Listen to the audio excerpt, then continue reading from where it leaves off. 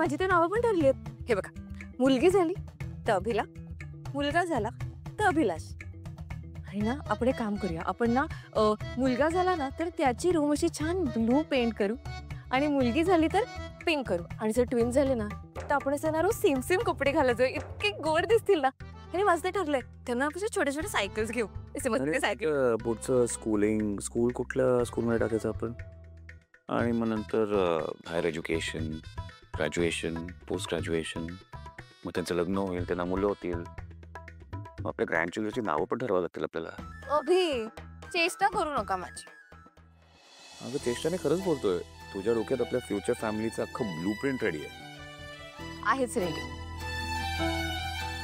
आणि मला माहिती आहे, आपली सगळी स्वप्न पूर्ण होणार आहेत. नक्कीच होणार आहे. आपली परफेक्ट फॅमिली होणार लीला.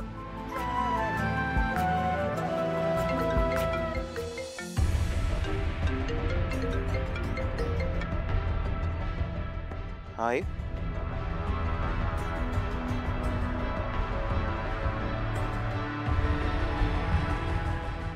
आलोच मी.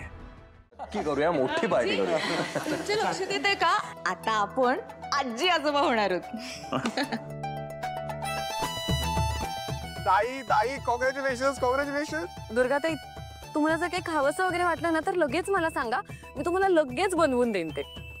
आणि बाळाची सगळी शॉपिंग मी करणार आहे. आणि बाळाचं नाव मी ठरवणार आहे. नाही नाही, मी ठरवणार. काय ठरवणार? वहिनी, मी ठरवणार. मी तिची मोठी काकू आहे, मी ठरवणार. नाही नाही, पण मी पण काकू होणार आहे ना, मी ठरवणार. आणि मी सगळ्यात लहान आहे ना, पण मोठी मी आहे ना. मग काय झालं वहिनी, मी. रे बाप रे, बाळाची नुसती बातमी आल्यावर सगळं घर कसं अगदी आनंदानं भरून गेलेलं आहे.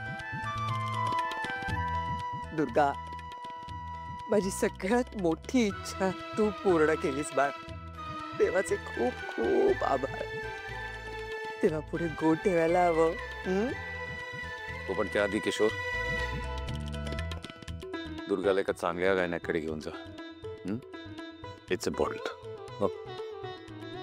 जा तुम्ही आताच. निघा निघा. मी देवापुढे दिवा लावते. म्हणजे कसं, तो तिला जे जे आवडतं ते सगळं तिला छान बनवून देईल. आता डोहाळे नको का पुरवायला तिचे. अरे आणि हो, सगळ्यात महत्वाचं मला वाटतंय ना, आपण तिची रूम रिडेकोरेट करूया. तिच्या कन्व्हिनियन्स नुसार नको का, आता बाळ येणार आहे. मी काम करते, मी लक्ष्मी आणि सरस्वतीला सांगते की तुम्ही दुर्गाला विचारा तिला काय हवंय.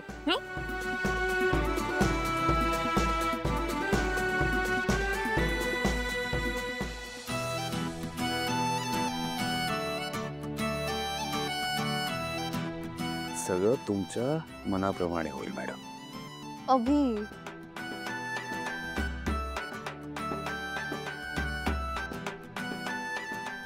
दुसऱ्यांच्या आनंदात किती आनंद मिळतो का तुला?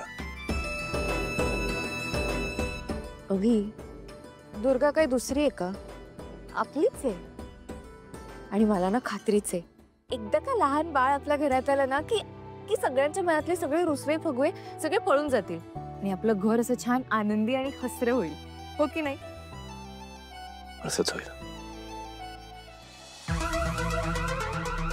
बजर, तुम्ही जर इथे जात. बजर,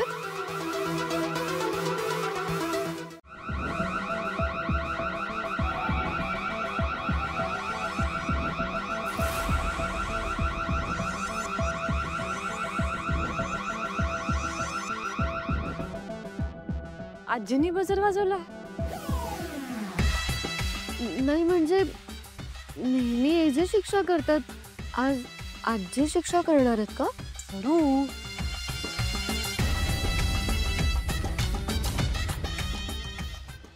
काय झालंय आजी?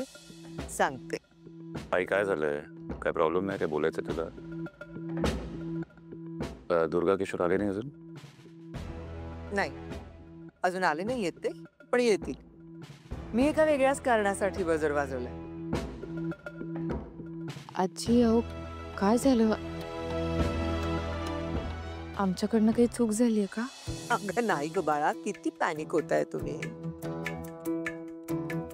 बजर काय फक्त शिक्षा होण्यासाठीच वाजवतात का? हा, तुम्ही सगळी खाली यावेत म्हणून मी बजर वाजवला. मला वाटलंच होता आजी तू कधीच कोणालाच शिक्षा देऊ शकत नाहीस. हो पण मी कामं तर वाटू शकते ना तुम्हाला. काम कसली काम आजी? अगं आपल्या घरामध्ये आता बाळ येणार आहे तेव्हा घरामध्ये थोडाफार बदल होईलच ना, आपल्याला करायलाच हवा. हा आणि पुन्हा दुर्गाचे लाड डोहाळ जेवण हे सगळं करायला पाहिजे की नाही मग. अच्छा तसं. आजी मला तर वाटतंय आपण ना लिस्टच करून घेऊ सगळ्या कामांची, म्हणजे कसं काही राहणार नाही.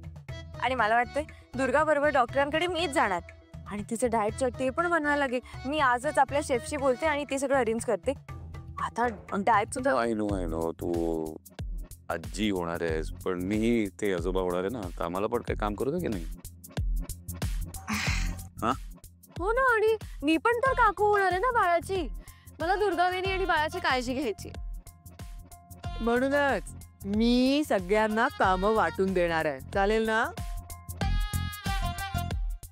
बर आता सगळ्यात पहिल्यांदा सरस्वती आणि लक्ष्मी तुम्ही दोघींनी मिळून दुर्गाची रूम स्वच्छ करायची. धुळीचा एक कणही तिथे राहता कामा नये, बाळाला त्रास होईल ना.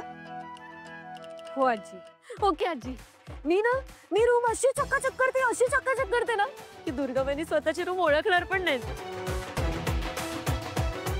अगं पण सरस्वती त्यांना जर रूम ओळखता आली नाही तर मोठा प्रॉब्लेम होईल ना बाळा. अय्या हो.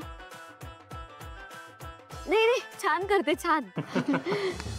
बर प्रमोद आणि विराज तुम्ही एक लक्षात ठेवा, किशोरला पूर्णतः दुर्गाला वेळ द्यायला लागणार आहे तेव्हा तुम्हाला किशोरची कामं करावी लागतील.